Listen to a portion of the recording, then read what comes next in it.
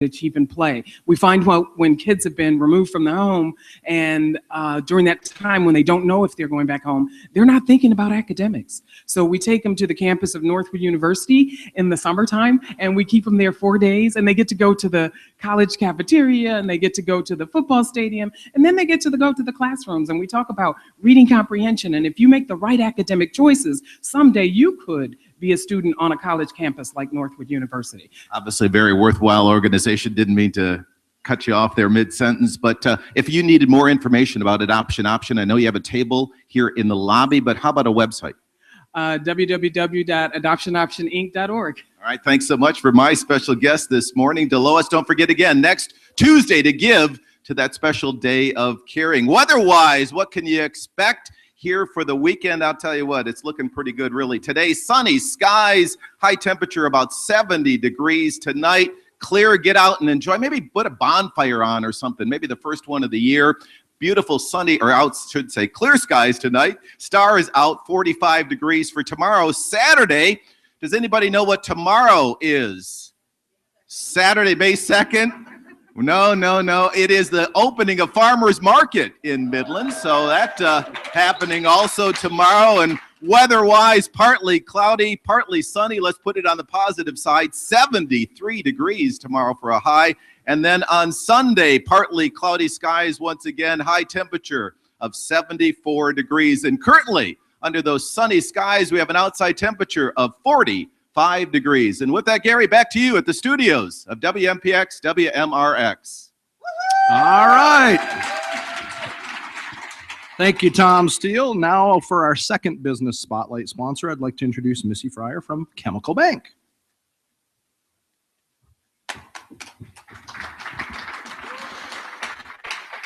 Fit for fun, fit for battle, or fit for memories. The Greater Midland North End Fitness Center wants you to be fit for life. Visit us at Wackley Road near Greater Midland Tennis Center. A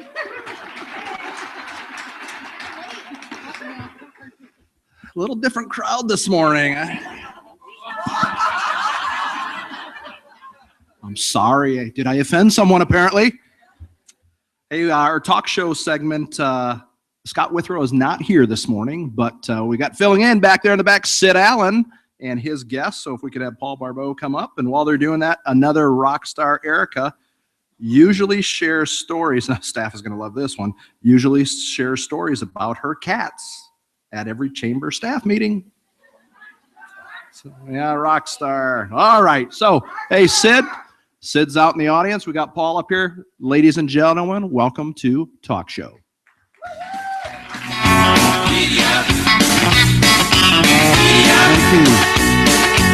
Thank you, Greg. Just a couple of quick announcements. First of all, Delois, that was outstanding. Delois is on our board of directors at the chamber, and I thought she just did an outstanding job. And for those of you who don't know, that's called sucking up. Thank you, Delois. Appreciate it.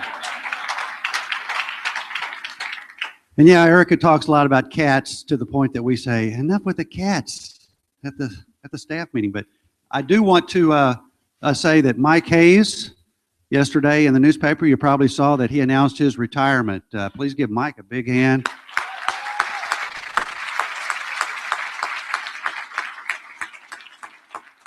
When Mike said he was going to retire, I said, well, who will know?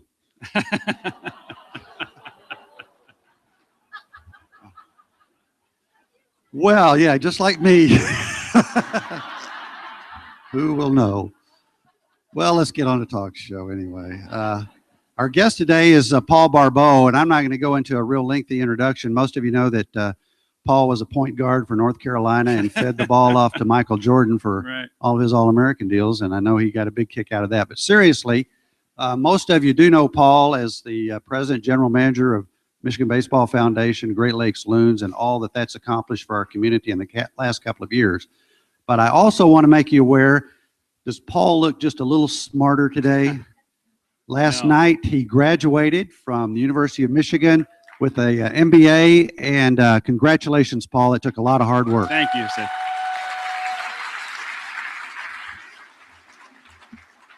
And with that, I'm going to talk to you, Paul, about Momentum Midland. This is another endeavor that you're involved in, along with restaurants and buildings and all sorts of stuff. You just can't stop, can you? No, it's been fun, and I appreciate the opportunity, and thank you for that, Mike. Congratulations personally for me on your retirement. You've been such an important part of my life over the last 9 years, and the Michigan Baseball Foundation and all the success. So before I start, I just wanted to wish you another thank you personally from me. So yeah, we're kind of involved in a new effort, Momentum Midland here. And I want to start by just kind of addressing what Momentum Midland is. And actually, before I do that, I do want to say we do have 3 Loons home games this weekend, Friday, Saturday, Sunday. It should be a beautiful weekend, nice weather, 70-degree temperatures. So hopefully you have time to come on out to one of our next 3 games. But Momentum Midland, and first, just to talk about what is it.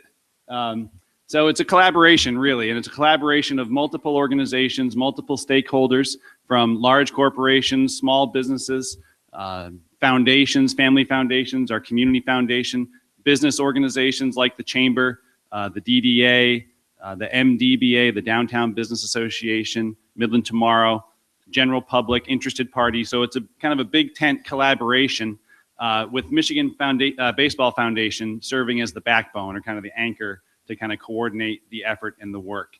And the work is really about identifying projects, significant priority projects in Midland, and with an initial focus on downtown, and really developing a plan around a range of projects. And these can be civic amenities and projects, or commercial investments, to try to identify projects and pursue those in a coordinated way that will really help advance our community and contribute more to the community and to the whole environment, starting with downtown. So that's really what we are. And another question I get a lot, which I'll address off the bat, I'll try to anticipate a few questions, is why is the Michigan Baseball Foundation kind of positioned as the backbone or the anchor of this collaboration? And really, it's consistent with our purpose. Most people think of the Michigan Baseball Foundation and immediately think of Dow Diamond or the Great Lakes Loons, and that's appropriate. That's the biggest single thing that we're involved in, and certainly the engine of what we do.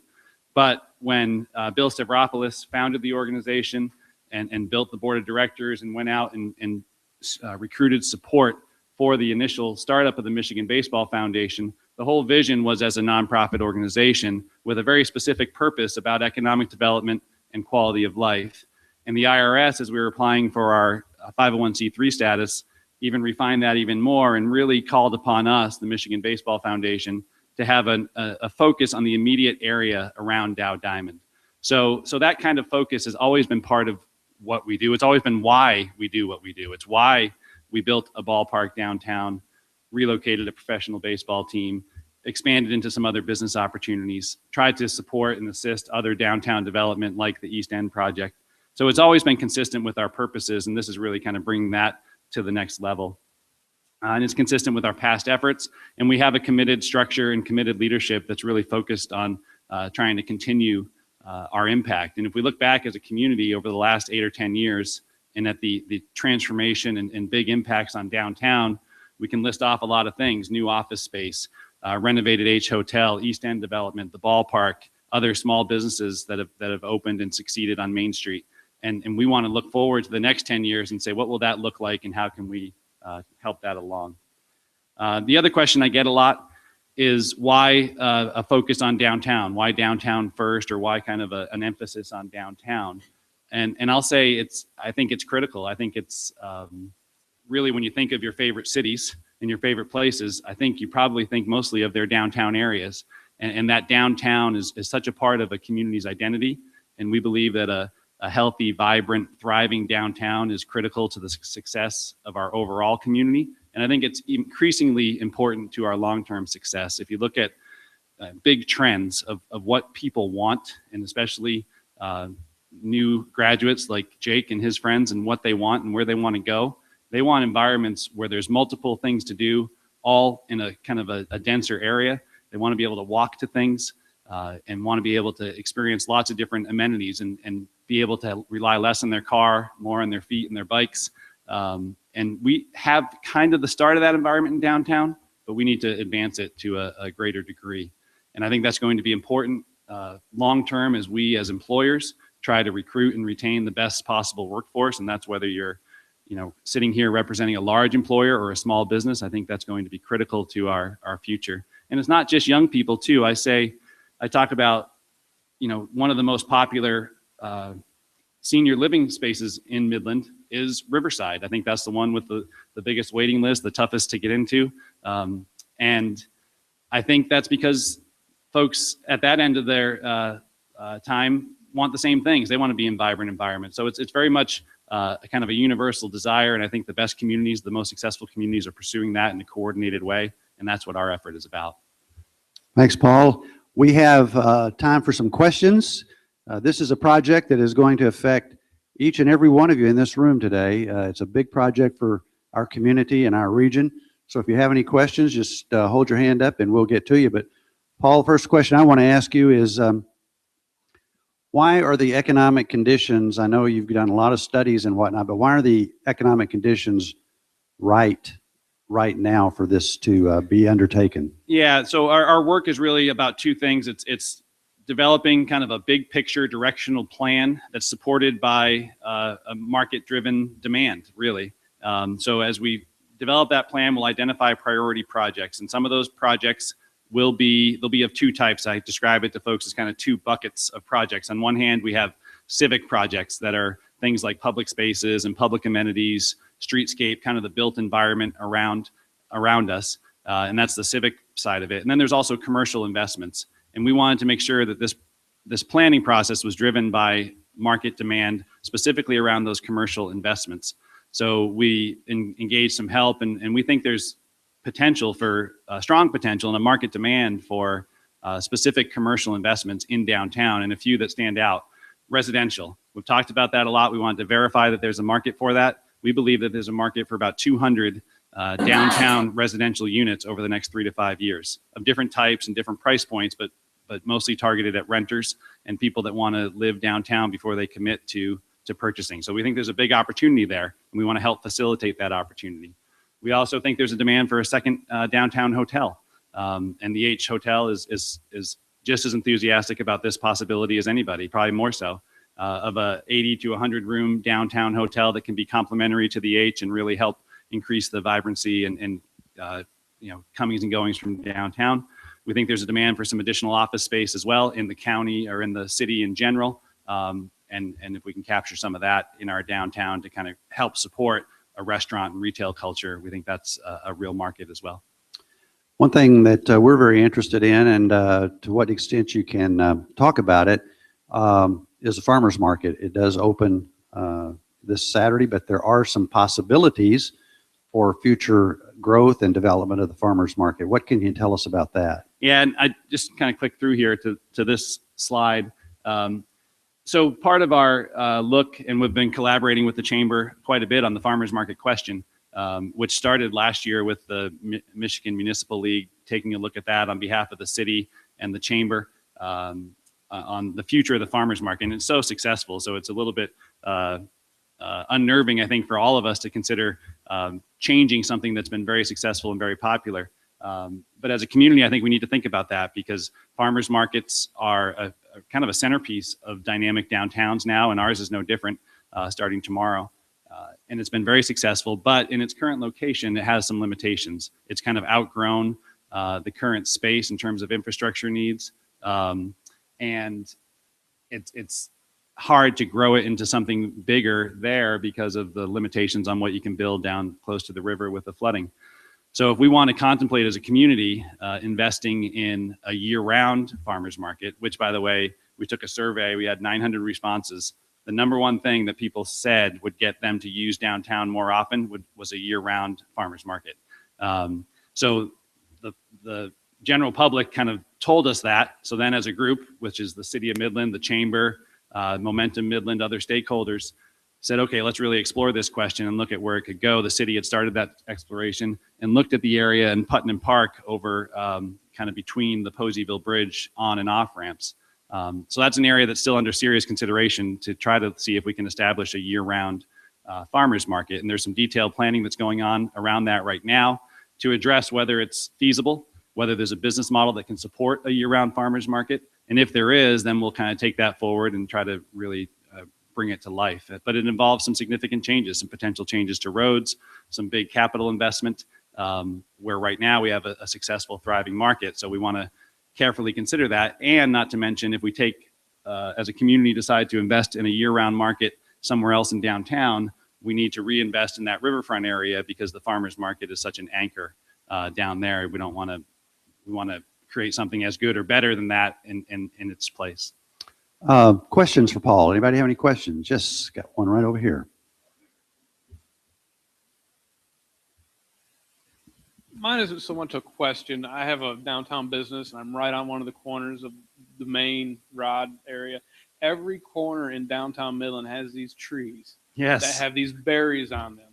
And I am out sweeping these berries off my sidewalk every day because they're ground into the sidewalk. They're tracked into my business. I would like to see them go away. I agree. And actually, we are working one of our early phase projects, we think, and this is, I don't know if John's here this morning, but working with the city and the city staff on quite a few of projects. And one of their relatively urgent needs is streetscape investment. And we at Momentum Midland has funded some work on a streetscape plan. The last big streetscape investment was in the early 90s, 92 or 3, I believe. And that's when those trees, I believe, were planted. And we just did a workshop with some Main Street designers, and one of their first recommendations was exactly what you're saying. I think the city staff agrees with that approach. We have great landscape, the trees look great, the flowers look great, but we need to do it in a way that is more conducive and to businesses and to movement along Main Street, up and down, across, back and forth. So I think as we make recommendations, the trees stood out as an early an issue to maybe address and replace with different trees. So that's an early phase thing that we'll look at. I should mention too, this Momentum Midland work in general. So we hired world-class consultants to help us with this and planners. We're building out a little bit of a staff structure to help carry this work forward because it's really about implementing. It's not about the plan, it's about what we do over the next 3 to 5 to 7 years to really implement. So we'll have some staff support. But we've been funded partly by the Michigan Baseball Foundation, by the success of the Loons and our other businesses, but also with generous support from the Entranceways Initiative Task Force, which is a fund at the Community Foundation. The family foundations have been really eager for us to take on this work, and we're grateful for that support. Ed. I have a question here from Ed Rogers. What considerations are given to parking? Yeah, that's the one that comes up all the time. It's a big question. Again, the folks that came in to kind of study our community with us from the outside, they did an inventory of every surface parking lot we have and couldn't believe how many spaces we have downtown relative to the size of our downtown. But then you talk to people that live and use downtown all the time, like all of us, and some people express frustration with parking availability, or we want parking right where we want it and right when we want it. And so it's something we need to consider, especially on big, intense parking uses like the market. The market is an intense parking need, on 2 days a week right now. So how we think about those things is important. But I also want you to imagine your favorite downtowns in Michigan. I just came from a few days in Ann Arbor. People listed their favorite downtowns, and they listed Traverse City, Ann Arbor, Grand Rapids, maybe Petoskey as their favorite downtowns in Michigan. And I don't think people listed, if you think about why those are your favorites, I don't think convenient parking was the first thing you think about when you think of those downtowns. You think about vibrancy and energy and multiple uses and lots of people out and about. And yeah, if I have to walk 5 or 6 blocks from point A to point B, I enjoy that walk because I'm not walking past a bunch of surface parking lots. So it's a balancing act. I think it's going to be a little bit of a change in culture. If we want a downtown that grows more dense with more uses, parking might be different than it is now. But I also think we need to respect and appreciate some of the things that people value in our downtown, which is convenience, and try to manage that as best we can as we look at development. Paul, as you're thinking about the year-round market, have you considered at all, just looking at that map made me think of the Dow Diamond. Is there a way to utilize that in the wintertime? You've got incredible space there, parking, closed in. Potentially, yeah, potentially, and certainly utilizing some of the parking. So that the site for the, sorry, I'm going through these kind of quick, but here's the site for the market, potential market is right now that's being really seriously considered is a structure in what now is Putnam Park, which is the space between the Poseyville Bridge on and off ramps. So we're working with stakeholders, which includes the city, the state of Michigan, outside funders, local potential funders, to look at that site as a market. And if we could bring one of our key principles is trying to create better connectivity, not only from downtown to outside areas of the city or other areas of the city, but also within downtown. We feel like there's this gap between the East End and the ballpark and the kind of the core at Ashman and Main. And how do we close that gap? And we think a market in that Putnam Park location could help bring those two sides of downtown together. And I bring this slide up because it's one of our favorite downtown landmarks, is the overpass at Poseyville Bridge. And it is something I hear about all the time, is this physical kind of barrier in downtown. It's a psychological barrier. It divides kind of the East End from the rest of downtown. And I'll show you this next slide, not to say this is exactly what is going to happen because we're still looking at all these things, but to talk about or demonstrate kind of the imagination and creativity we're trying to bring to some of these challenges. What if this kind of maybe not so attractive feature of our downtown and this big thing that's been thought of as a negative could turn into, you know, a real landmark and a big positive. So it's a transformation of that same overpass into a year-round market structure that's right on Main Street. The rest of the outdoor market would back up into a nice park setting in what is now Putnam Park between Indian and Buttles. You'd have to do some road changes with that, but you'd have an activated kind of vibrant space in what used to be, or what currently is, sorry, I keep pointing the wrong way, what currently is kind of thought of as just a kind of a dead space in downtown. So part of the plan is trying to take these potential market-driven investments and place them in ways that help connect our downtown better. So that's why the focus of the market is kind of on this Putnam Park location. And I assume in the winter you would be selling frozen foods down there. Right, exactly. Hello, Paul. Hi, Anna Maria. It's very exciting, this prospect. My concern would be, or my question would be, what are the possibilities of having traffic lights installed on Indian and Buttles, say in the area I live in near Forney or Ely? So it will facilitate crossing the road. It's very busy, crossing the road to get to the Dow Diamond. Yep. These are great questions. Things we've been thinking about for months. So you see, back to this slide, and I'm jumping around because I want to facilitate the responses to the questions, but we talk about these circles or ovals kind of represent different kind of areas of focus. And our view is if we can address each of these in a strategic, connected way, we can have better connectivity within our downtown. And also the large one is that Buttles and Indians corridor that kind of overlays downtown. And we agree 100%. We think, and everyone that we've talked to that are professionals at this believe that, you know, those high volume, high speed, 3-lane, one-way roads are kind of a barrier to development. Not only a barrier to development of those properties between Indian and Buttles, because it's hard to envision lots of different uses of those properties, but also of how the neighborhoods on the other side of Indian, north of Indian, connect into downtown. We feel like this neighborhood, you know, just north of Indian, which has a lot of affordable housing, should have great connectivity and walkability into downtown. And that would be a much more vibrant neighborhood and really help downtown and help that neighborhood. And we think the condition or the character of Indian and Buttles as roads is something that needs to be considered to help with that connectivity. Make them easier to cross, make them slower to traffic through that corridor. So we're looking closely at that, looking at ideas, looking at lane reduction ideas in some spaces, making the crossings narrower, slowing the speeds, making it more conducive to development. So, Any other final questions for Paul? Anybody? Paul, now you started out as just a baseball guy when you came here, yeah, right? yeah. Now, have they given you a raise? Yeah, I enjoy it. Who was it?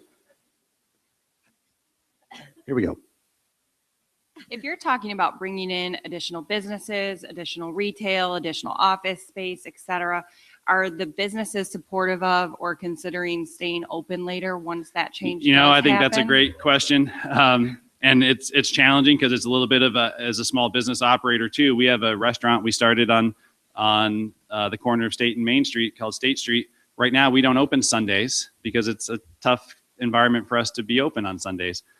But I think as a group of downtown businesses, there is an effort of a number of businesses that have committed to a core hours program, which is, longer hours and weekend hours. I think we need to continue to develop that. I was with Sharon last week talking to some folks from other community foundations around the state who did some incentivizing of local business investment, downtown business investment with low interest loans and some grant money for entrepreneurs. But one of the conditions of those loans and grants was that they had to be open on weekends and evenings. So I think other communities are looking at the similar challenges and have come up with creative ways to facilitate and incentivize that kind of business activity. So I think that's a big part of what we do. I'll say too, in terms of next steps, so there's kind of big picture planning, which is some of what's going on now, and then kind of identifying priority projects and getting down to more detailed planning. So once kind of there's a big picture piece, there's more detailed planning that needs to go on, and then implementing and kind of continuing the process. And as we do that, we want to engage with all of you in every step of the way.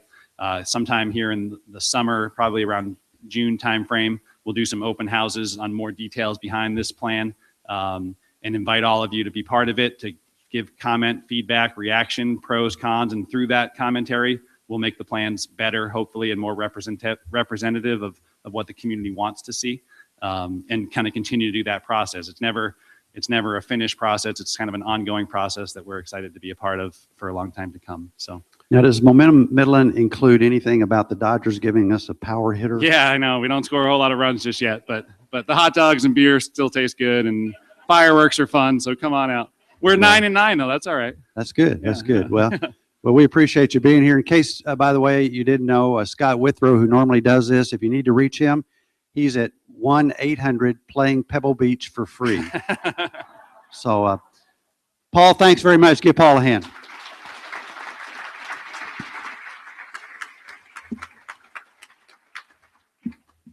Well, hey, the Wake Up Midland Committee, we are pleased to let you know that on behalf of the Greater Midland Community Center and the efforts of Adam and Andrew here,